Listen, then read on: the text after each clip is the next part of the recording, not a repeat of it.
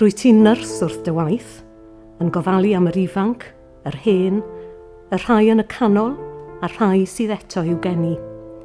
A dyn ni dy angen di. Ti'n broffesiynol, o ofal ar gyfwng i ofal yn y gymuned.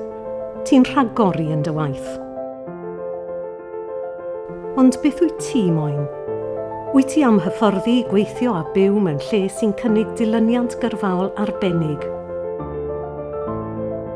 Wyt ti am hyfforddi gweithio a byw lle mae cymunedau wir yn gwerthfawrogi dy broffesiwn? Wyt ti am weithio gyda ni lle mae'r mynyddoedd yn cwrdd ar môr? Ai dyma'r math o le fydde'n apelio ata ti?